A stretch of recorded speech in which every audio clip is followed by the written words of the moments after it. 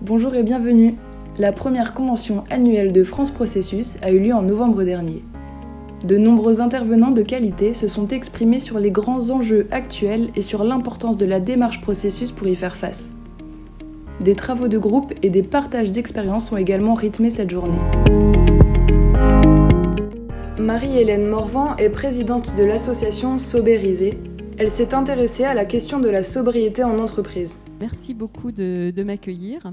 Cette situation dans laquelle on vit au-dessus de ses moyens est décrite d'une manière très simple par le jour de dépassement de la Terre, c'est-à-dire le jour où l'humanité a consommé toutes les ressources que la Terre pourrait lui renouveler naturellement chaque année. Il y a 5 ans, c'était le 2 août et on est aujourd'hui au 28 juillet.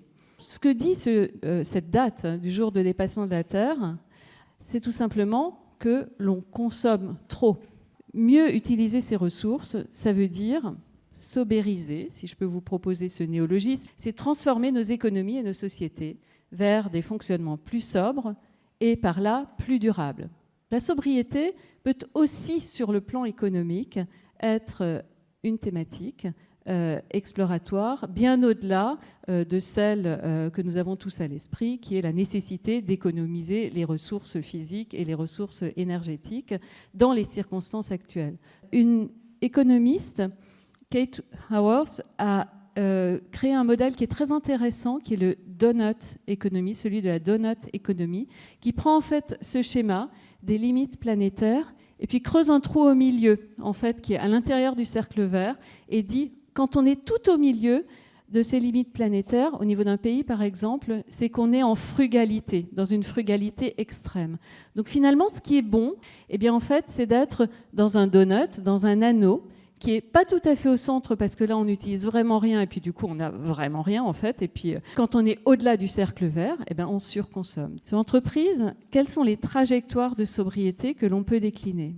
Sur la production, tout d'abord. Là, on peut se dire que les choses sont assez simples, puisque finalement, la sobriété, ça parle aux paysans, ça parle aux chefs d'entreprise.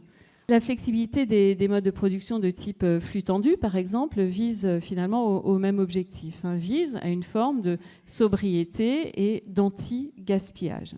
Quand on creuse un petit peu plus, les affrontements viennent quand, par exemple, il s'agit de substituer à une source d'énergie carbonée une source d'énergie décarbonée, notamment renouvelable, a évidemment un coût induit qu'il faut pouvoir absorber. Donc, en fait, ce qu'on voit, c'est que dans certains process de l'entreprise, la sobriété va complètement de soi, et dans d'autres process, il faut l'aider à y entrer un petit peu, et l'aider, par exemple, par des proxys. Et c'est là qu'on voit dans les entreprises l'idée de, par exemple, valoriser la tonne de CO2 émise, la valoriser en termes économiques, pour qu'elle rentre dans un modèle de valorisation qui, typiquement, pour l'entreprise, est basé effectivement sur la valeur économique. En termes de marketing, ça veut dire évidemment aussi inciter les consommateurs à consommer peut-être autrement.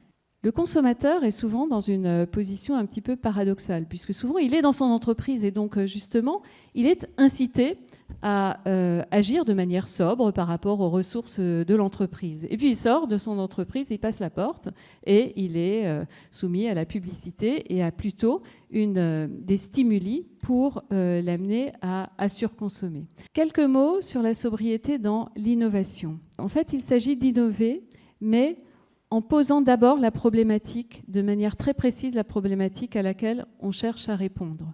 Déjà, regardez tout ce qui existe qui pourrait contribuer à répondre à ce besoin, première chose. Et puis deuxièmement, je ne vais pas rajouter des trucs qui servent à rien, en fait. Donc je vais répondre exactement à ce besoin-là. Et là aussi, c'est une manière tout simplement d'innover de manière sobre. La sobriété dans une organisation, ça peut quand même être de réduire, par exemple, des niveaux hiérarchiques, de réduire des redondances inutiles qui n'apportent pas davantage de valeur et qui, au contraire, d'ailleurs, ces redondances peuvent apporter beaucoup de frustration, de désengagement des salariés. L'idée n'étant pas de réduire le nombre de personnes dans l'organisation, mais plutôt de mieux les réallouer et créer plutôt de la valeur plutôt que de réduire. 2 mots sur le management. Alors, on voit que le lean management a été décrié parce qu'il a mené dans certains cas à justement augmenter la pression sur les ressources qui restaient. Donc là aussi, attention à laisser la place à l'humain. À mon sens, la sobriété, elle consiste à innover pour utiliser dans une juste mesure les ressources qui sont à notre disposition. Trouver cette juste mesure en gérant à tous les niveaux, au niveau global, au niveau national, au niveau de l'entreprise et à sa propre mesure de consommateur d'ailleurs, des ressources qui par essence sont limitées, encore une fois des ressources matérielles et énergétiques limitées. Les gérer, retrouver une forme d'autonomie aussi dans les choix de consommation. Et certains disent qu'il faut préférer la sobriété choisie à la sobriété subie. Le choix de la sobriété, c'est un choix de société qu'il faut faire tous ensemble, les entreprises, les consommateurs, les pouvoirs publics, et qu'il s'agit d'un véritable choix de prospérité. Merci. Merci pour votre écoute. Nous espérons que cet épisode vous a intéressé et nous vous retrouverons très bientôt. Vous pouvez retrouver France Processus sur www.franceprocessus.org. À très vite.